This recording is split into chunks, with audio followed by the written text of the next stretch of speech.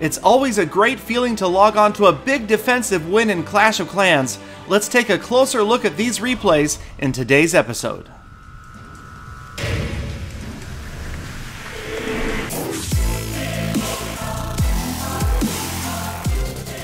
Welcome my fellow Clashers, and thank you so much for spending a few minutes of your day with Clash of Clans attacks. I will try to make it worth your while, and we will break down some defensive wins, starting out with a recent defensive win against my current layout.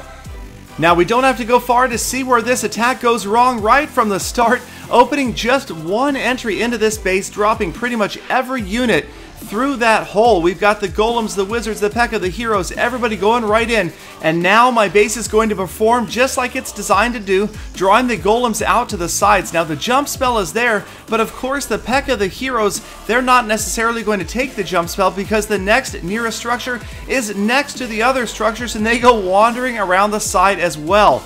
So it takes a while, but we do eventually get some units heading in towards the center, but those unprotected wizards, witches, they get melted away almost immediately by that Inferno Tower despite the freeze spells, and now the queen is all by her lonesome in there, a little level 31 queen up against my maxed out heroes, and even with the royal cloak, she is in big trouble. She will take my queen down, but by the time she turns towards the town hall, it is not going to be enough, and she is vaporized at 40%. So no chance of getting the town hall. The only chance for this attacker now would be to grab 50% around the outsides. And if you look at the bottom left corner, you've got a few unprotected structures, but no remaining units to be deployed. Now there are a couple of golems remaining at the bottom of the screen, 43% damage. The attack is counting down, and if you look at the buildings off to the left, a barracks, you've got a builder's hut, a camp, another builder's hut, and the dark spell factory. That is easily 5%. And it's at 45% of this attack ends. That has to be a painful loss that could have been avoided two ways, by either beginning the attack with more than one entry point or saving just a couple more units for the very end. So an unfortunate 31 trophy loss for that attacker, and here we go again defending with the same base design, and this time he has brought 4 earthquake spells, opening up the inner wall and that second layer of walls at the bottom. And then we've got an opening created by some wall breakers here. So we've got a path now towards the town hall, but again the same problem, because the units are not necessarily going to head that direction unless something like the clan castle troops, the heroes, lure them in. He's got golems out on the outside, but most of his attacking force once again goes right down the middle. The heroes, the rage spell down already, and now the golems are indeed going to head off towards the right after the next Tesla. The heroes kind of wandering that direction as well. Here comes my golem out of the clan castle. Not sure how that got there. Freeze spell stops the Inferno Tower and Expo, and by the time the heroes get to the center, the king is going to go down quickly, just level 20. The queen level 30, she's going to have a little bit more luck. A last rage spell goes down, trying to help those P.E.K.K.A. get in there, but between those multi-target infernos, the skeleton traps, just a lot of stuff to slow the units down. The archer queen finally going to close in on that town hall, but once again, even with a royal cloak, it's not going to be enough. She gets the town hall down to below 50%. In fact, it almost falls before the queen fails. 37% damage, and really now no chance at getting to the town hall, and in fact not even going to get me the shield for 40% damage. This attack is going to wrap up 39% and a huge 37 trophy loss.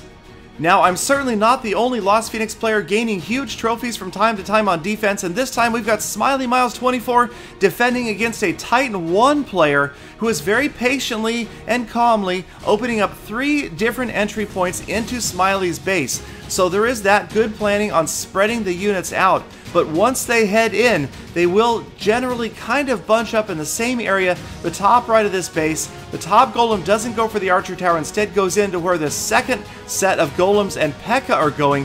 P.E.K.K.A. moving in already, giant bomb, takes out a couple of wizards. Here comes the queen and the king through that same middle opening. First rage spell doesn't quite catch the queen. Hopefully she will move in there and eventually get to it. The king is in there. There is the queen just catching the edge of that rage spell. The lava hound moving out, and now everybody moving in towards the right-hand side. Another opening towards that town hall enclosure, but high hit point structures in that area are going to slow those units down, as do, of course, the lava pups. A second freeze spell right away, but you'll notice that just about every unit is down. Unfortunately for this attacker, the P.E.K.K.A. went off to the left and got melted by that group of all 4 Teslas right in the same spot. Oftentimes that seems to happen with this base. Those Teslas just absolutely choking off any sort of P.E.K.K.A. attack. And again we see the queen. Royal Cloak expired, not even touching the town hall this time. And 36% damage. This attacker at Titan 1, no doubt surprised to get a loss like this, especially not even anywhere near 40% damage and giving up 34 trophies. That is another monstrous loss at Titan 1. And now we will go right to Smiley Miles 24 again for back-to-back jacks. That's right.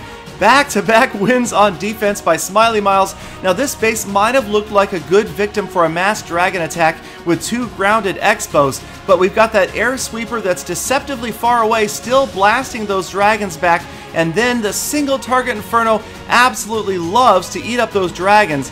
And now notice both of the air sweepers are pointed in the same direction, blasting those dragons back, slowing their progress, and that is actually going to make a huge difference in this attack.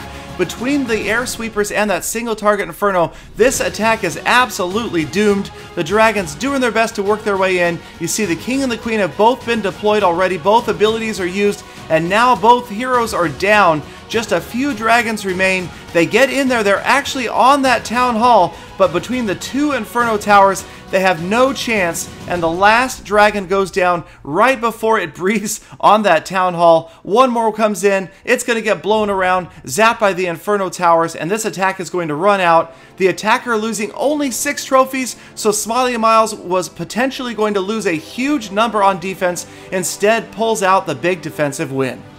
So had that dragon attacker come from the bottom behind those air sweepers and after the multi-target inferno, maybe things would have turned out differently. But anyway, thank you guys so much for watching all the way to the end of this episode. Please don't forget to check out my other episodes. Like, comment, subscribe for daily Clash of Clans content. Follow me on camcord.com and never miss a live stream. Check me out 7 days early on vessel.com if you wish.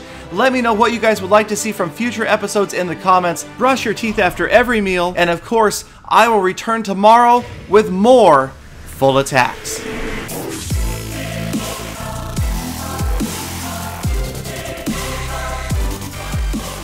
Galadon, I needed some reading material for the bathroom. I hope you don't mind I took your AARP newsletter.